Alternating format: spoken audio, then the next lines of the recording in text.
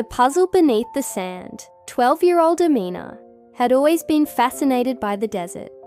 Living in Giza, Egypt, just miles away from the Great Pyramids, she often imagined the stories buried beneath the sands. Tales of kings, architects, lost scrolls, and ancient secrets. One summer afternoon, while helping her archaeologist mother catalogue pottery shards near the Pyramid of Khafre, Amina noticed something odd. A stone slab with markings, unlike any she had seen before.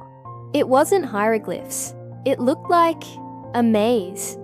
When she traced the lines with her finger, the stone clicked. The ground trembled ever so slightly, and a square panel slid open beside her. Amina stared into a dark tunnel. It was narrow and steep, but curiosity won over caution. She grabbed her flashlight, left a note for her mother, and climbed down. The tunnel walls were covered in drawings, not just of pharaohs and gods, but of construction tools, pulleys, and sledges.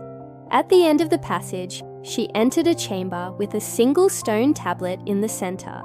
On it, a golden inscription read, "To understand what is buried, one must know how it was built."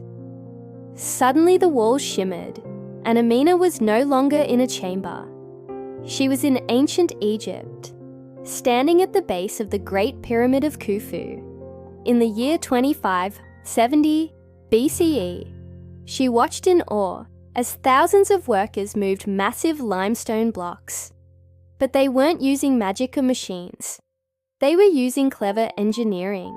Wooden sleds glided across the sand, made slippery by water poured ahead of them.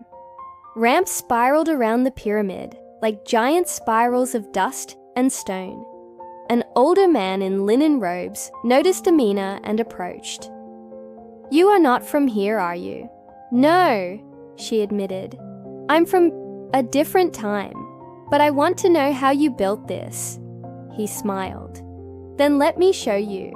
Over the next hours, or perhaps minutes in her dreamlike journey, Amina learned more than any book had ever taught her. She learned that the pyramid took over 20 years to complete, using more than 2 million limestone blocks, each weighing up to 15 tons. No aliens, no lost technology, just brilliant planning, tens of thousands of workers, and the Nile River, which helped transport the stones. She learned that the pyramid originally had a smooth white casing made of polished Chura limestone, which shimmered in the sun like a beacon. Over centuries, much of this outer layer was lost, either through erosion or because it was reused in other buildings. She also discovered that the inside of the pyramid was a maze of tunnels, like in movies. It had only a few narrow passageways, including the king's chamber, the queen's chamber, and the mysterious grand gallery, a sloped hallway whose purpose still puzzles historians today. "Why build something so massive just for one person?" Amina asked. The old man looked at her with wise eyes. "Because some monuments are built not just for a person, but for a people." This was to show what humanity can achieve when it works as one. As the sky turned gold with sunset, a soft rumble brought Amina back to the chamber. The glowing walls faded. She was once again beneath the sands of Giza, holding a new scroll in her hands, written in both hieroglyphs and English.